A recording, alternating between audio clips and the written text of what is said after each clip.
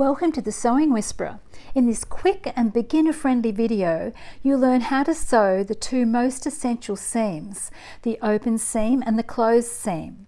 These fundamental techniques are used in almost every sewing project, especially in garment construction. Perfect if you're just getting started with your sewing machine or want to build confidence with core sewing skills.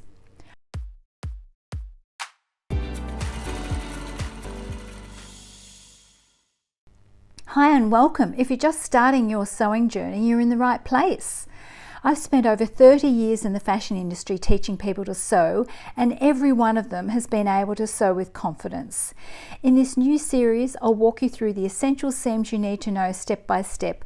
Let's get started. I'm demonstrating these seams on an industrial machine, but don't worry, everything I show can be sewn on any domestic sewing machine because it's the technique that matters most, not the machine.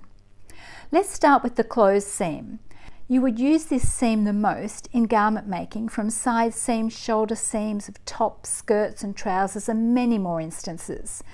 The size of fabric I've used for these samples is 20 centimeters or 8 inches by 8 centimeters or 3 inches. There's a free downloadable pattern in the details below. I've already prepared this sample for you to see that it's simply two pieces of fabric joined together, and you can see a row of stitching and a row of overlocking. You could have a different method of neatening if you don't have an overlocker. I would suggest just zigzagging the seam. I have another video linked in the details below that covers how to neaten seams when you don't have an overlocker. Place two pieces of fabric under the machine with right sides together. The seam allowance can vary from one pattern to another. For this tutorial, I've used a 1 centimeter or 3/8 of an inch seam allowance. Back tack at the start and finish to reinforce the seam. Next, neaten the seam with an overlocker or zigzag. Press the seam so the right side of the overlocking is on top and the wrong side is hidden. And that is how you sew a closed seam. The second seam is called an open seam. You would use this seam with thicker fabrics to reduce the bulk, and also if there's a design feature in the seam such as a zip or a kick pleat and other design features. This could be overlocked first, although I find when students are first learning, they may cut off too much fabric when they overlock, which reduces the width of the seam, in which case it's better to overlock after sewing the seam. Place two pieces of fabric under the machine with right sides together. This seam is easier to sew with a wider seam allowance. For this sample, use a 1.5 centimeter or 5/8 of an inch seam allowance. Back tack at the start and finish to reinforce the seam. Finger press the seam open.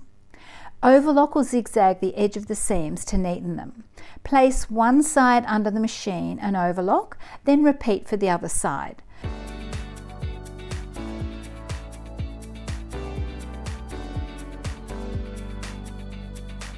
Finally, press the seam to make it sit nicely. Well done, you've just taken a big step by learning open and closed seams, which are the foundation for so many garments. In the next video, we'll build on this with edge stitching and top stitching, techniques that not only strengthen your seams but give your sewing a polished professional look. If you found this helpful, be sure to like the video and subscribe so you don't miss the next one, and if you're following the whole playlist, I'll see you there.